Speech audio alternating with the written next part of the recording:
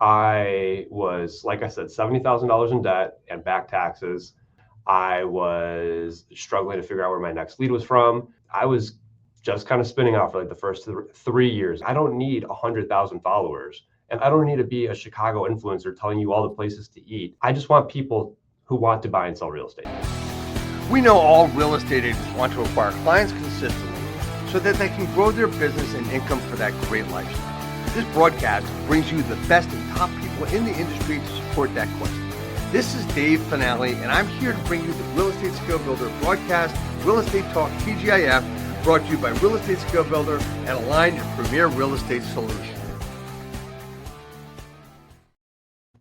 Okay, we're back here, and we have good technology here, and sometimes it works, sometimes it doesn't. Anyway, look, guys, my guest today is really cool. His name is Tony Angelos. He's someone who represents exactly where this business, real estate business, is headed. Tony didn't just use social media to market homes. He learned how to make attention convert into opportunity. In short, in a short period of time, he went from a financial pressure and debt to building serious momentum. 13 million closed in 25, more than 25 million in pipeline, hundreds of leads generated through Instagram alone. Based in Chicago, Tony is proven that personal brand is no longer optional. It's leverage, right? So, but what I respect most is that behind the visibility that's clearly strategy, discipline, and willingness to figure out what actually works while most agents are still guessing. So look, a lot of agents post, very few know how to make people remember them. You figured that out, man. And I want to welcome you so much to our broadcast today. Tony Angelos, thanks for being here. Thank you, Dave. That was a very warm introduction, too. I try to make those very nice. I liked it a lot. Good. All right, man. So as we get started, there's something we ask everybody every week, and it's the same question. And I'm sorry to say that only about 95% of it, 5% of it get it right. The question is, what does TGIF stand for? Is this a trick question? It is a trick question a little bit, but if you know who the host is and you know how words work, it's easy. I'm going to guess thank God it's Friday. I know that's not the answer, but the truth is, Dave, I don't know you as well as I would. We can go through this question and answer thing all day long. Who's the host? Thank God it's Finale. There's no question about that. So that's what it is. Thank God it's Finale. See that? It was a trick question. Anyway, no more trick questions, man. Let's get down to you and who you are and what you've done and what you continue to do and have gotten very comfortable in a growth mode. Talk to me about Tony Angelos. Yeah, I mean, I think that my origin story is not too unusual. I follow the same path that a lot of people have followed to get into real estate. I was in another career and I was feeling unfulfilled. I felt a little burnt out. I wanted to try something different. And like everyone else in the world, I thought real estate sounded really cool. In the beginning, though, I never thought I wanted to be a real estate agent. I wanted to be an investor. And my origin story was a track from finance to the real estate investing community, which somebody in that community was like, hey, you should get into real estate as a career opportunity from it. Right. So that's how I became a real estate agent. And the truth is, like, everything that we're going to talk about in this conversation today, nothing about my first like 2 to 3 years in the business has anything to do with what we're talking about now, because I was like 90, 80, whatever the stat is, 80% of other agents where I was kind of a failing agent, I would say. I did about $5 million a year, 5 to 6 million, which on paper is like, okay, it's fine. But at the same time, I was like $70,000 in debt. I was struggling to figure out where my next lead was from. I had leads from this source and that source, and I was hoping that somebody was going to send me a referral. And I was just kind of spinning off for like the first 3 years, I would say. So everything about my origin story has nothing to do with the chapter that I'm in my business now, which is the way that I market through social media. They're completely different chapters of it. They're not even the same like genre. You know what I mean? Mm-hmm. Right. So I'll talk about the part of where I got into it from the social media aspect and forward. Sure. So, backtrack to around 2024, I would say, I was on the brink of getting out of the industry entirely. I was, like I said, $70,000 in debt and back taxes. I, um, like me and my then fiance, we were trying to figure out like where our next grocery bill was coming from. Like it was in that dire straits. I was trying to get a new job at the time, and everyone in this office knows, but like I was 1 foot out the door. If the job market wasn't so shitty, I don't think I'd even be in real estate right now. I was trying to get a sales job at Goldman Sachs, and I went through 8 or 9 rounds of interviews, and it was like a 4 month process. And I made it to the final round of interview, and they were like, you know what, you're great. Well, we went in a different direction, and I was gutted, Dave. I was gutted. I was like, this was my last chance to like save myself. And I don't know what I'm going to do now. So what do you do when you have nothing else to do? You just say, well, I gotta dig myself out of this hole. Like me and my wife would say, we still say this to ourselves. The only way out is to sell our way out of this. And this was summer of 2024. So we're almost coming up on 2 years from that point, from that very low point in my life. But I guess I would say like, it's very important to pull inspiration from other people. We do this in business. We identify a mentor, we identify somebody whose business we really like, and we say, I want a business like that. And this is what I still tell to like new agents today when they're like, hey, I want to get in the business. What should I do? It's like, well, you should find somebody who has a business that you want to have a business like, whether that's social media, whether that's cold calling, whether it is whatever, and figure out how you could emulate that person's business. So I started like picking out who do I really like there. I like Ryan Serhant's business. I like Suman Kim's business. And we talked about Suman Kim on Monday. Suman Kim, he built a massive business, one of the top solo producing agents at EXP, $60 million a year in sales, all from YouTube property tours. And I just started identifying all these people that were doing things on social media because I knew there was something to it. I just didn't know how to make it work for me.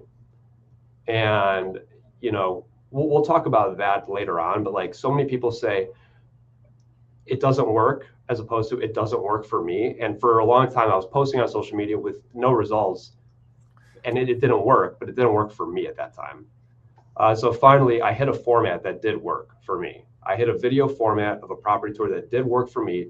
That video it performed really, really well. And overnight I got like 6 or 7 leads from one video. And I was like, holy shit, I think we're onto something here. And that is the same format that I still do today. So if anybody goes on my page, they see me do it time and time again. I stand in front, so it's my face in front of a property, and I say, hey, Chicago, this is what you could buy for X price in X neighborhood. And that kind of became my thing. And what I do in that and why it's so important is because when we think about making a brand, if we really break down brand to its core fundamentals, a brand is just an association between things, So I wanted to build an association between myself and luxury properties, or not even like luxury properties per se, but like higher price point properties. And that's what I did. And I did it over and over again, like hundreds of times. And there's no secret to it. That's just it. It's repetition, volume, and doing things over and over again. Okay, so one of the things that's really important to me that I like to do is I think about counterfeit money, and what they teach bankers and tellers is they teach them what's right with the dollar bill or the 20 or the 50. They teach them what it should look like. They don't tell them what to look out for. They say, this is the perfect new 20, the old 50, whatever. And this way, how it's built, what's in it, et cetera, et cetera. Now I could look at that in social media and say, Tony, what is the process to do it? But I want to go against the counterfeit knowledge and the counterfeit thinking of what they teach tellers and everything to look for, because I want to know, and a lot of people out there are posting, doing video, and it ain't doing shit for them, right? So you yourself just said you were doing it and it wasn't working for you yet. And then you came upon something that worked for you and said, holy crap, this is something that I've got that can work for me. So tell me first, you talked about property tours, and I'll get that to a second. But you talked about what didn't work for you, and a lot of people, like I said, a lot of people have found that they keep posting, but it doesn't get them anywhere. And then there's also those other people that say, "Yeah, I did all my business from Instagram," and they're doing 2 deals a year. That's scary, right? So talk to me about what didn't work for you yet. Yeah. God, I got to think back now. What was I doing back then? A lot of trends, and we still see people do this today. A lot of trends, and I remember. Let's see. This was like 22, 23. Broke agent media was just coming out. Yep. A lot of those like meme accounts were coming out, and a lot of agents were trying to do funny content. We were trying to make funny content for other realtors. And actually, let me rewind, because this is actually a great learning point. We were making content for ourselves, not for our ideal consumer. And that's what it came down to. And like when we think about marketing and messaging, we have to figure out like, how do we speak to the people that we want to work with? But we were still, and I see this to this day, we were trying to speak to other agents. And, I'm going to go, against the grain here. And there are plenty of agents who they make content for other agents, and they have huge pages, and they say like, "Oh yeah, I get tons of agent referrals from all over the country." I hate agent referrals from across the country. I don't want them. Like, don't give them to me, because first of all, they're usually like a year to 2 years out, and I don't want to update you about what's going on with your buyer. They're probably not even looking in like my little localized area of the market that I want to work. Like, Chicago is a really big place, so that's how many people are moving to Chicago from Florida or moving there from Jersey? I mean, they're only moving there for business. So is it a big place where people are going to refer people to? Surprisingly, yeah, I do. Like, a lot of my business is relocation. Okay. It's not my core business. I by no means would say it's my core business, but you have to understand that a lot of people come here from other places for work. Especially like doctors, especially lawyers, But, I'm thinking about a client that I had last year. He came from Florida. He lived in, I think, Fort Lauderdale or something like that. But his occupation was private equity, and they owned like mobile home parks all over the Midwest. So he regularly would fly to Chicago, and then he would have to drive all over the Midwest. So he had told me about how his HOAs or his insurance or something like that tripled in 1 year. And he finally was like, "I'm done with this. I'm just going to move to Chicago. I'm already going there every week anyways."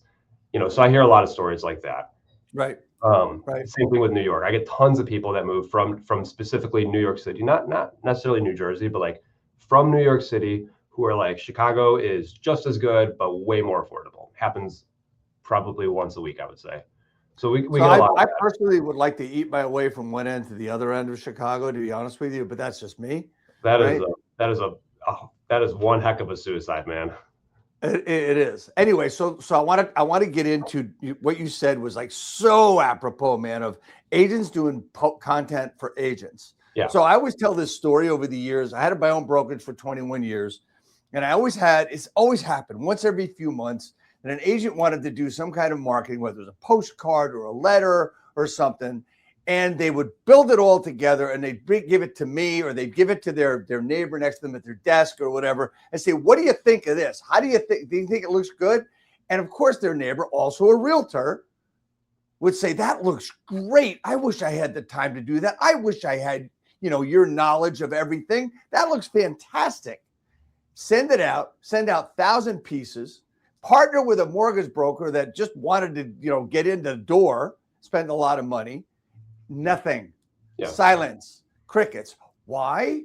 Because they made content for their neighbor. They made content for the person at the next desk.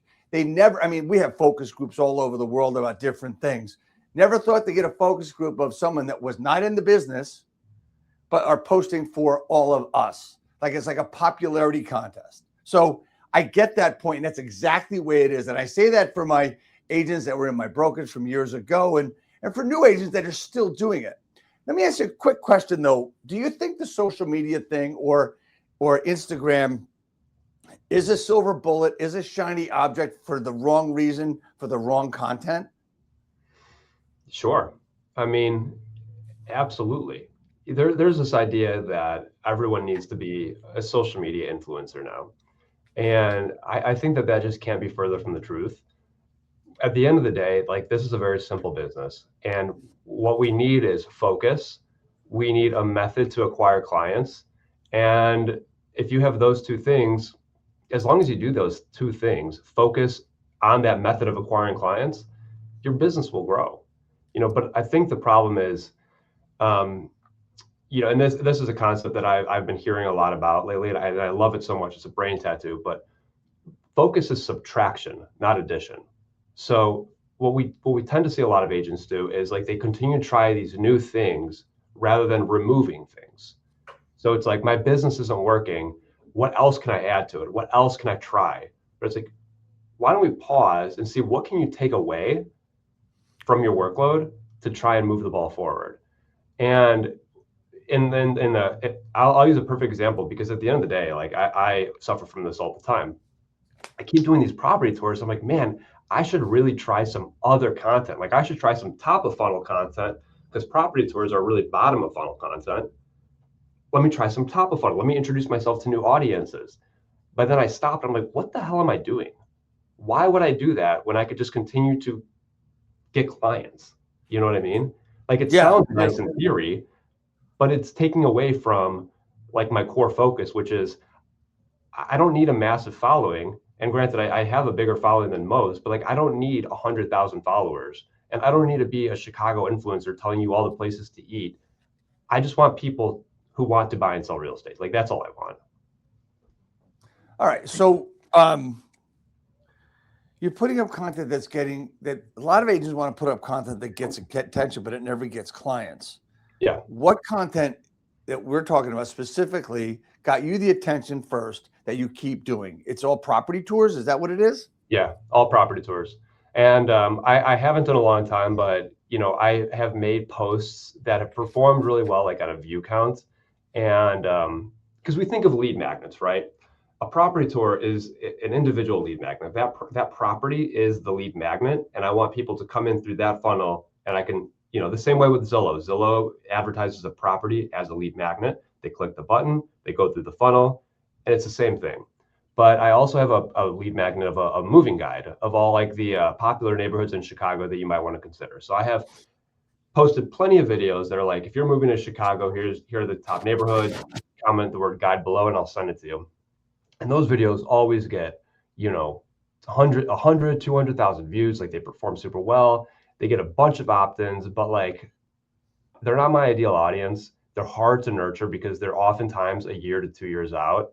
And it's hard to follow up with like that many people that often. So I've really stopped doing that, and I've really just focused on the property tours because I only have so much bandwidth, and I'm a human at the end of the day. Okay, so one of the things in our promo is you stated that I'll get it if agents do this, they will get up to $300,000, make $300,000 a year. Whatever. I mean, I've taken a little bit out. So tell me, what's the process? Let's get right down to it. What's the process that you would teach or mentor an agent to do right now to grow their business where you think very confidently they can grow from? Okay, we're going to do this in like 5 or 6 really easy steps. So step one, let's identify a farm. And you can do this the same way. Like if you're already farming an area, let's do it the same way. So I live in an area called Lakeview. If you're familiar with Chicago real estate, it's where the Cubs play. It's where Wrigley Field is. It's a huge neighborhood in the city of Chicago. So I've made like Lakeview and Lincoln Park my farm. And the only reason I did that was because I live there and I don't like to drive like more than 15 minutes away from where I live. It just also happens to have really high property values. But like ideally, you want to pick an area that has high property values. So that's number one. Number two is pick a property type. I consistently try and film properties that the prototypical buyer of that property would be a move-up buyer. So I do a lot of move-up buyers now because I'm getting a lot of people that want to, that are growing a family. Sometimes they want to sell their first condo or place. Sometimes they want to rent it out. It is what it is. But like, it's all about getting this type of client. So step number one is identify an area. Step number two is identify a property type. Step number three is on a weekly basis, look at everything that's new, reach out to those listing agents, say, hey, Dave, my name's Tony. I'm with eXp Realty here in Lincoln Park. I am looking at your listing at 123 Main Street. Wanted to see if I could get in there and film a property tour on it. I'd love to promote it. Let me know and I can put it through showing time. That's it. You're going to get a ton of no's, but you're going to get a ton of yeses too.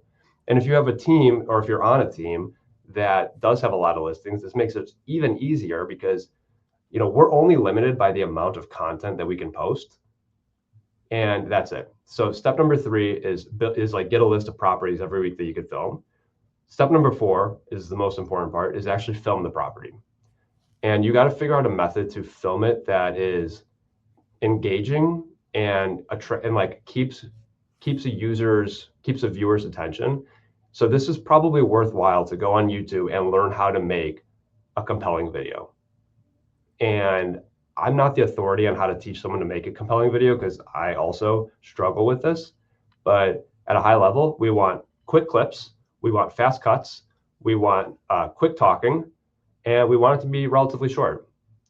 Get to the nuts and bolts of it and show the property, show your face, show the property, and then give the call to action. Mine is comment the word interested if you want to see this place before it sells, and make the video. Like it takes 5 minutes to make a video.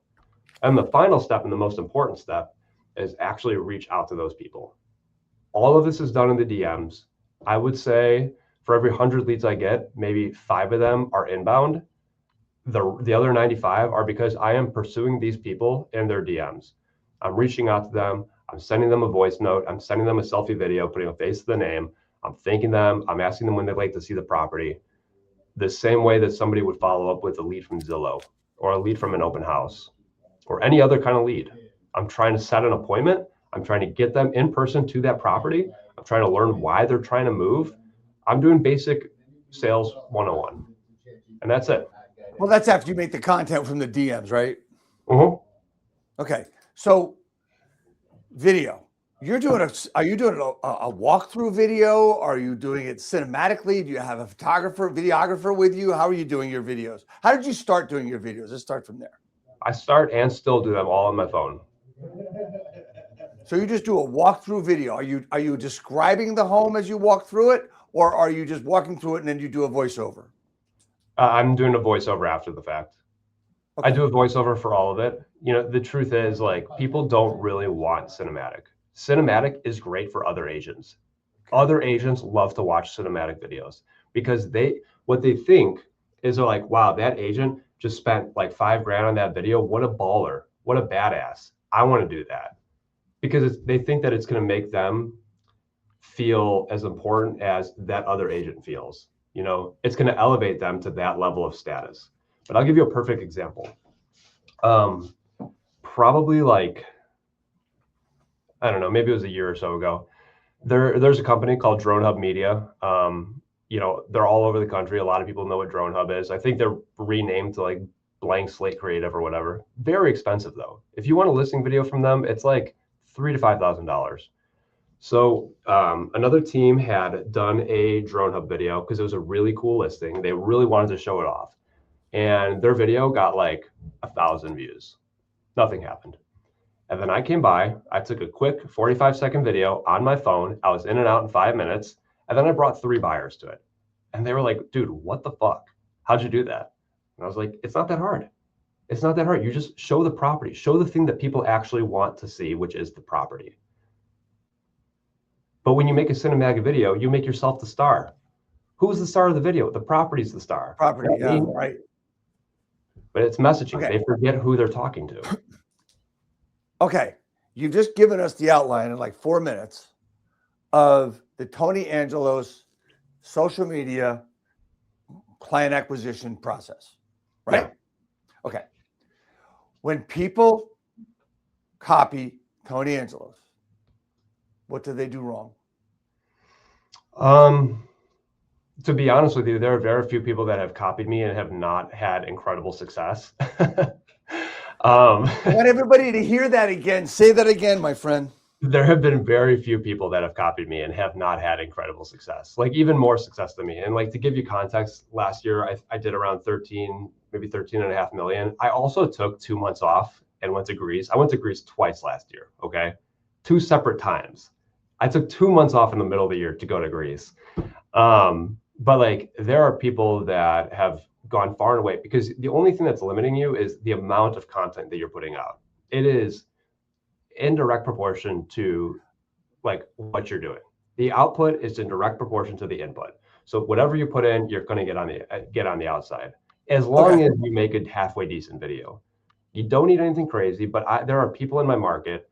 I'm thinking of one guy in particular who he was a relatively new agent. I think he was only doing about $3 to $4 million a year.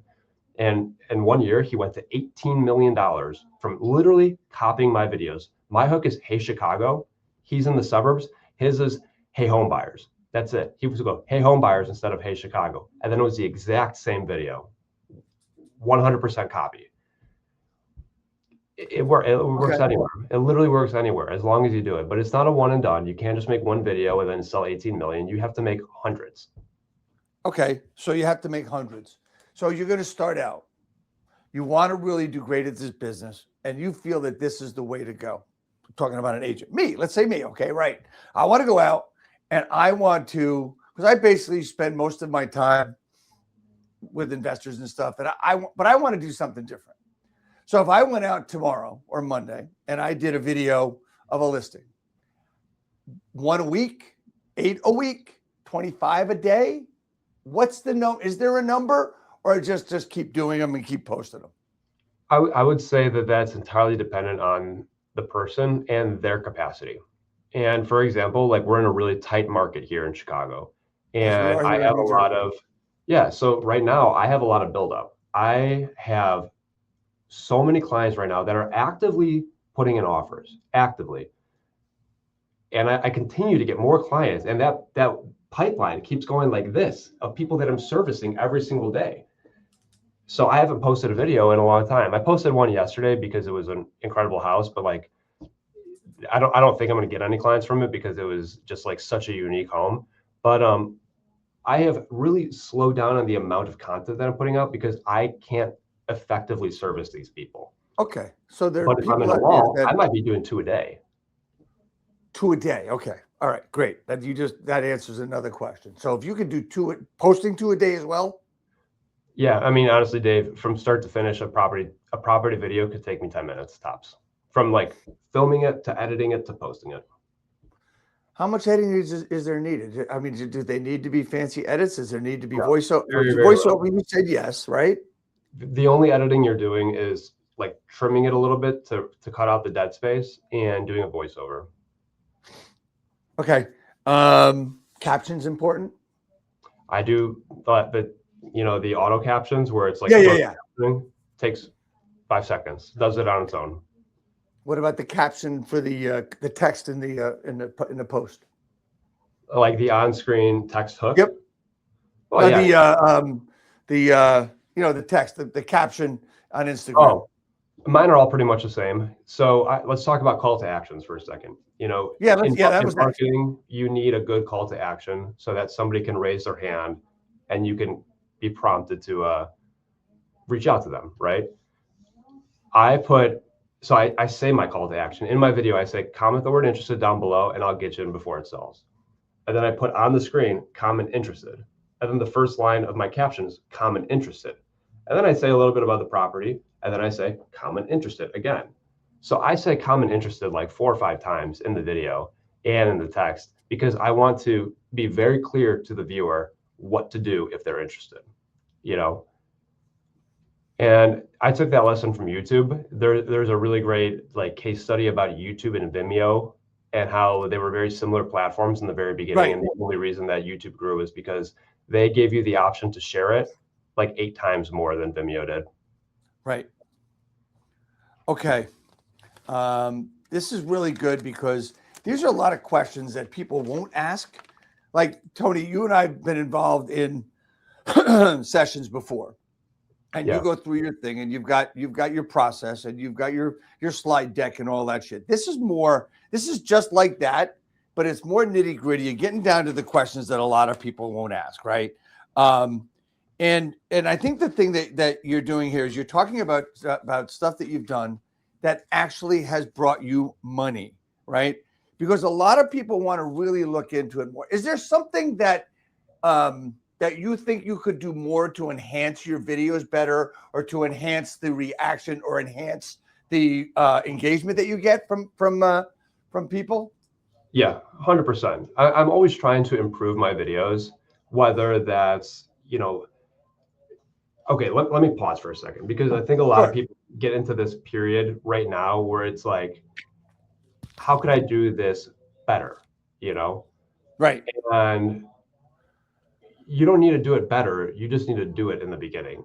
And once you're like me, where now I have posted hundreds of these property tours, and I have built a big following in a very localized area where I'm at the point now where I get it, like, people stop me at coffee shops and stuff. They're like, hey, you're that real estate guy, but in the beginning, like, you don't need to worry about getting better.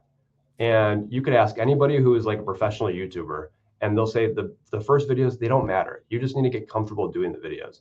And then once you've done them a lot of times, then worry about getting better. But where I'm at now is not where somebody should be evaluating themselves against. Right now, the things that I'm trying to get better at are like storytelling. Like, how can I become a better storyteller?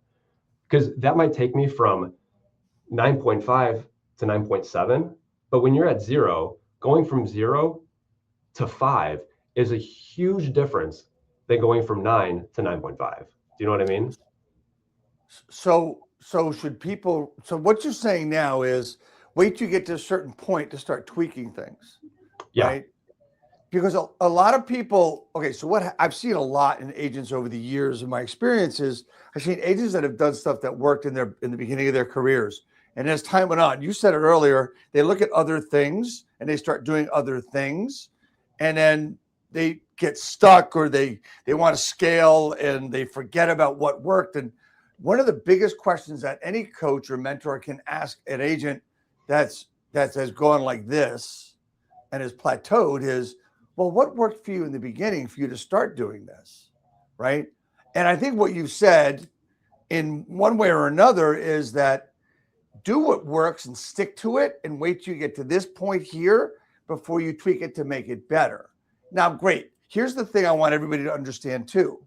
Just like cold calling, this could get to be boring to a point, right? Where you're doing the same thing over and over again, and you have this feeling to keep going. Has that ever hit you? Yeah. There's a concept, you may be familiar with it, but it's called more, better, new. Have you heard of this? Yes. Okay, so I'll explain it to the people that are watching, just to Please kind of do. give a high level. But it's 3 stages of business. You have more, you have better, then you have new. In the beginning, all you need to do is more, just more, nothing else. Don't even worry about anything else. You just need to do more. And then once you get to a certain point, whether maybe that threshold is like, I'm doing $10 million in volume from this method, then try and make it better. And then once you've made it better and you've actually capped out on that level, then do something new. The problem is, too many realtors and too many business people in general, they have that whole thing backwards. They start with new, then they try and make it better, and then they try and do more. And we see this with videos all the time. They're like, videos, that sounds cool. Tony just did a ton of sales from videos. I want to do videos, but let me see how I can make those videos really, really good. And that stops them from doing more. But in the beginning, all you need is more. Doesn't even matter how bad they are, because people are probably not going to see it anyways. You just got to do more. See, that was More, my next. then better, then new. So that was my next question was, what about, look, I've been doing video since you could do video. My first video was, it was like so long. It was right after the crash in 08, 09. So I've been doing video quite a long time. And I tried to make it funny. I thought it was good. It's actually at the very bottom of my YouTube page. It's still there. And I look at it from time to time, because I remember recording the video posting it and going to my manager and say, what do you think about this? And I got a look, right? I used to get looks so much on my videos, but that's not what I'm talking. I digress. So here's the thing. And I've always heard this from those of John Cheplack. I've said it, right?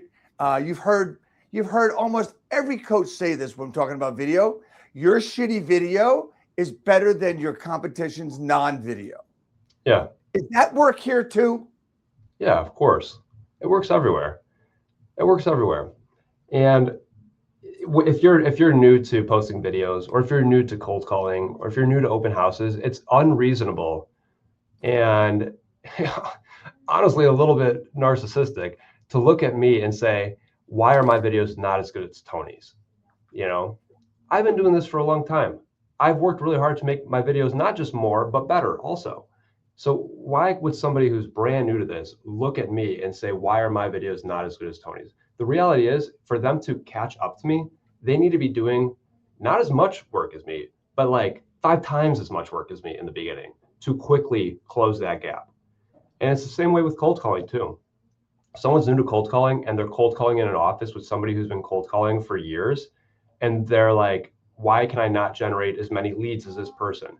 The reality is if person A can generate 5 leads off of 500 calls, you may need 1,500 calls to generate 5 leads. But if your goal is 5 leads, just you have to understand that you're gonna have to do triple the amount of volume than the other person. Same thing with videos. If your goal is you want to set 2 appointments a week, just understand that you're gonna have to do more videos, more content than the other person to get to a point where you feel comfortable enough, confident enough, have that on-screen charisma to generate the same type of outcomes. So anybody can do it, truthfully. It's just a matter of expectation setting and volume. Volume's the name of the game. So okay. So one of the things we see on real estate agents' social media is sometimes we see nothing but houses. I mean, they're posting open houses, they're posting listings. You don't see any of them. You don't see anything else. You just see freaking house after house. And when I see that, I'm saying, I don't know how this can work. Maybe it does for them. So Tony, if I'm doing 5 videos a week and posting 5 videos, walkthrough videos, video tours, isn't that the same thing? So, okay, let's talk about the just listed, just sold posts, right? Let's start with that. Got it. Those posts, why do they not work? Why do you think they don't work? Because you look like everybody else. No, but more specifically, like, why do you think they don't work? They're plain and simple. I'll take it one step further. They lack an interesting hook. Great. That was on my list. There's nothing to be curious about. There's nothing to, raise your eyebrow. There's nothing to dig a little bit deeper, because you have a static image of a house that says just sold, $500,000, 123 Main Street. There's nothing else.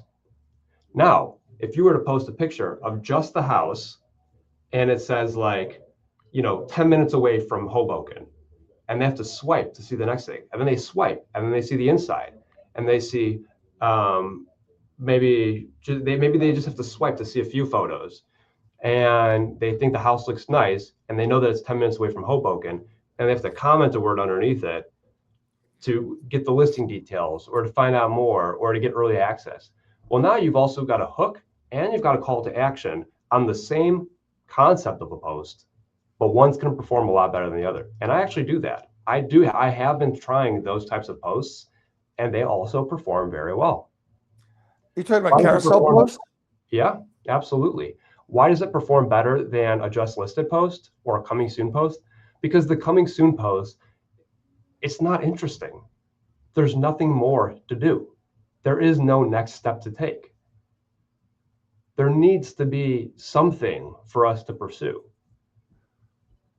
So, right. Okay. So let's talk about hook. Okay. We talked about CTA. CTA, what you said before was that comment interested in the DM me interested, comment interested, and I'll get you the information. Yeah. Okay. So, a hook. You use, hey, Chicago. Is that your hook? Or is that just, hey, Chicago, take a look at this house? It is part of a hook.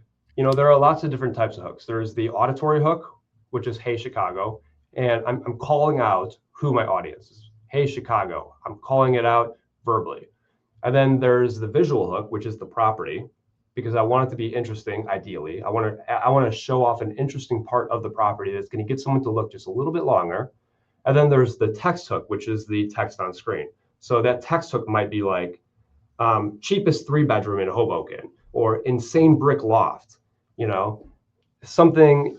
All three of those are 3 different types of hooks. They're all hooks and they're all on the same post.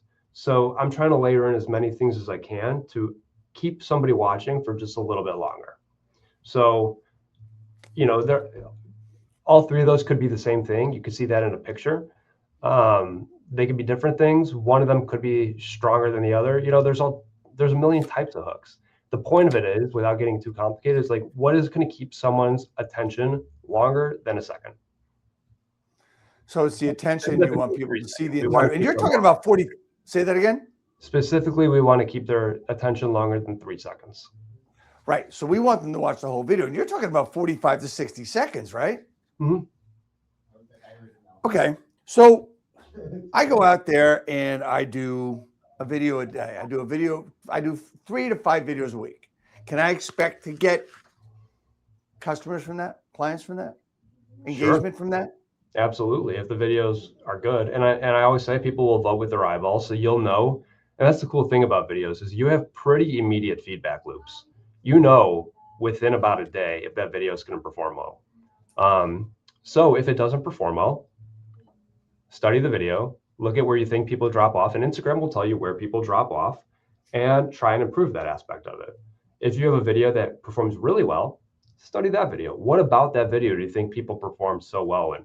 And if it says like, you know, 80% of viewers watch past 3 seconds, because that's one of the metrics that Instagram measures, well, then you know you had a really good hook there. So go and examine that hook and try and duplicate that hook as many times as you can. You know, imagine if like someone said this a long time ago, that every video is like its own lottery ticket. Okay. Now imagine if you pulled a winning lottery ticket and then you were able to continue to pull that lottery ticket as many times as you wanted.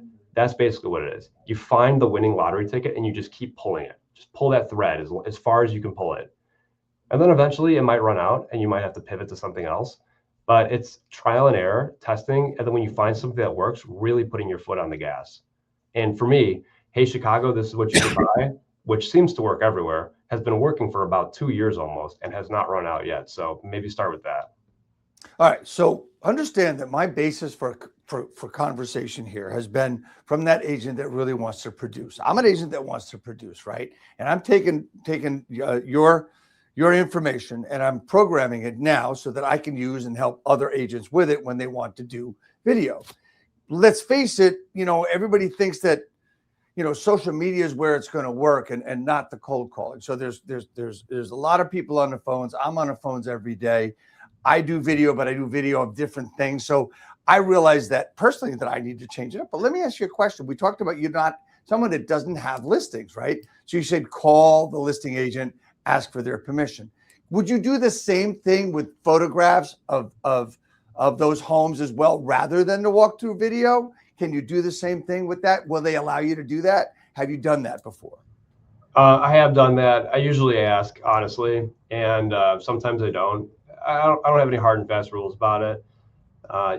There has yet to be a situation where an agent's been like, hey, you got to take that down. Technically, we're supposed to ask. I don't want anyone to break any rules. But, you know, at the end of the day, real estate's a relationship business. So I have been very lucky to cultivate really good relationships with a lot of the top brokers in Chicago, you know. And, you know, when you are on a first name basis with the top brokers in an area, like the doors just open. And at the end of the day, this is real estate. We as agents, we want to work with other agents that we like, you know. So if I'm friends with a lot of the top listing agents in an area, not only do they invite me to film their listings, but I also have a lot of buyers for them usually, and we tend to want to do deals together. So it's like a virtuous cycle. It builds upon itself. All right. So, but in our market though, I mean, I guess the trepidation or the fear of other agents is that, it's a, we have a seller's market where inventory is low here in New Jersey, but would that make them say, well, I want to try to sell it myself, do my open houses, all that other stuff? I'm not going to let you in. This is talking to the psyche of the agent, though. Plenty of agents are like that. And I say, okay, thank you very much. Best of luck. Okay, great. Okay, so what are successful agents doing now, but still looks like they're pretending when it comes to video? Is there anything that they're missing? I know we kind of asked this a little bit differently earlier. I mean, is there something that they're missing that will work, or are they're just posting, still just posting? What do you mean exactly? Successful Branding, agents? worrying about consumer behavior. I mean,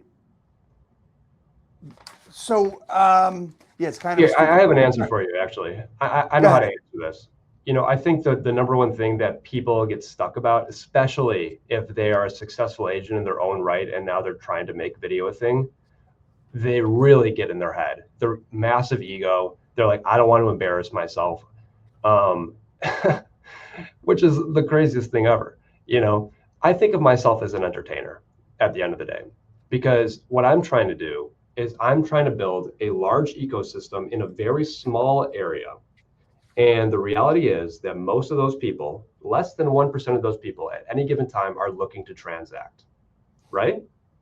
How do we entertain them for the other 99% of the time of their life so that when it comes back to it, they want to work with us? And, this has been the secret sauce to Ryan Serhant. He's an entertainer, and he has so much brand awareness that he has been able to build an enormous business that's recognized all over the world. We're all trying to do that at a little bit of a local level in one way or another. We're trying to get people to know who we are so that we can be top of mind, so that when they want to transact, they want to think of us. And I think there's no easier way to do that than putting your face on video so they are seeing you over and over and over again. Because at the end of the day, like, we got to go to where our consumers are. And right now, at this point in time, they just happen to be on social media. And that's probably not going to be the case forever. Maybe the next thing is we got to get on AI or something. But at this point in time, right now, people are going on social media and determining who they're going to work with. Okay, one or two last questions. People are afraid to go on video sometimes. They say, the old thing is, I don't like the way I look, I don't like the way I sound. Oh yeah. So there's so many people out there, and there's actually a book about alter egos, right? And people being somebody else. I first learned about alter egos from Hoss Pratt. If you know who Hoss is, The Listing Boss, the book he wrote. Cold calling. He would just be a different person when he cold called. The guy would actually wear a golf glove when he cold called, right? Wow. So he was a different person. I don't know. But I've read the book Alter Ego. It makes an awful lot of sense. I actually have an alter ego that I try to use. But anyway, the reason I talk about this stuff is, can someone get away with being someone that they're not on video? Like, for instance, if you're not outgoing and you're kind of introverted, I mean, most people would look at me and say that, Dave, you're an extrovert. You're out there all the time talking on video and stuff. And I would come out and say, no, I'm actually very shy. And people really don't know that about me. So I know that I can talk to a camera all day long, and I can talk all day long and hopefully make sense, right? But what about that person that wants to be different on camera but different in person? Is that a problem? Yeah, 100%. I think I forget exactly how the saying goes, but there's a podcaster that I really like, Chris Williamson. He hosts Modern Wisdom, and he talks about this a lot. And he talks about how if you are a different person, eventually, like, I forget how he says it, but he says, like, eventually that person, like, you become afraid to not be the person that people think that you are, or something like that. And I think it's really true, because if you go on social media and you present yourself a certain way, and then a client wants to meet you, now you also have to be that fake person when they meet you. So when I'm on camera, I'm myself. I swear a lot. I have a little bit of a potty mouth. I'm not polished by any means. I am me, and people love that. And they're expecting that when they meet me in person. And I'll give you a perfect example. The first time I ever met somebody in person at a listing, he had seen a bunch of my content. He knew who I was. He knew what I looked like, but he had a faceless Instagram. He had no posts. He had just one of those profiles. And I'm like, who the fuck is this guy that I'm going to meet? And he walks up. He's like, Tony, so great to meet you. And I'm like, yeah, nice to meet you too. And his first words were, wow, this is so much better than a random agent on Redfin. Seal the deal right there. I had no convincing to do. He was a raving fan, essentially. It was the best client you could have ever gotten. No haggling on price, nothing. He looked at me as a complete, unchallenged authority. That's the kind of clients you get when you are yourself on social media. And it doesn't matter if you have 100 of them or one of them, because the clients that you do get are unequivocally the best clients you'll ever have. Is not being yourself on video the biggest mistake an agent can make when they're doing these types of videos?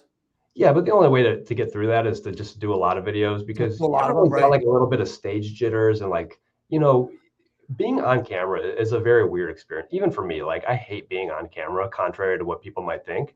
But it's kind of like cold calling. The first call is always the worst, but then you just got to get it out of your system, and then you loosen up and you get a little comfortable. Okay, so a couple more things. Last question really is, you're an agent, wants to do more business. The best thing that you can tell them to do from our conversation today? Just post a video. We've been talking for over 45 minutes at this point, and we could boil it down into the 5 steps that I talked about earlier. Yes. Pick your area, reach out to the listing agents, or better yet, join a team that has a lot of listings. Every week, go and film those listings, figure out how to edit them in a way that makes sense, and actually post them with a proper call to action, and then reach out to the people. It's not that complicated. It's very inexpensive. And I'm not trying to like poo-poo on anyone's business, but like, there are agents who will sit on the phone for hours a day cold calling. I spend like 3 hours a week on this, tops, doing a little bit of DMing, setting appointments, filming the videos. Like, all of that takes like 3 hours in total a week. And the rest of it I can do servicing clients. I have like 3 to 5 appointments every single week, like clockwork. I have a very full pipeline right now. We make our lives so much harder than they need to be, because we think that there's like all these secret tricks and whatever. It's like, just go film the properties, the rest will follow. Okay. Sounds very simple. I want everybody to go back, watch the different pieces of this, and get the 5 steps, because it really brings it out to what you need to do and really spells it out easily. Tony, 2 more things. One is the most important question I'm going to ask you of the day is, how do I help you grow your business? Well, I mean, we are actively trying to grow the Captivate group here. We're always looking for new agents. So if you are an agent in Chicago, or Dave, if you know any agents in Chicago that are looking to level their business up, get on a team, get in a community of people that are trying to move their business in the right direction, it's worth a conversation. My Instagram handle is on the screen, @TonyAngelo. So just shoot me a DM, because I would love to have a conversation with you. And even if you don't want to join a team and you just want to learn how I'm doing this, and you want to hear it from the horse's mouth, I'm happy to have a conversation with you. I don't think you're going to steal my business. I'm not like, this is my turf. Happy to talk to you and help you grow your business forward. There's enough pie for everyone. Hey, man, I want to thank you so much for your time today. We went over time, and I knew we would. And there's only one thing left. That's the RE Skill Builder hat. It's coming out to you, and it's a little different because it's got the Align on the side. All right. Let's go. Thank you so much for coming on. We've got Jeff Quinton coming on next week, who is the CEO of the Quinton Group, and he's with us here locally. And I can't wait to have him on. He's going to give a different aspect to team leader, etc. Good guy, and we're going to talk about that next week. We've also got in the future, we've got Brent Gove coming on. We've got him just about scheduled for us for a time in May, an extra show. But here we are. Today is March 27th, 2026, episode 409, 404 in a row. Tony, thank you so much for being on. Please stay on as we go up. Hey, everybody, have a great, great rest of your week and weekend.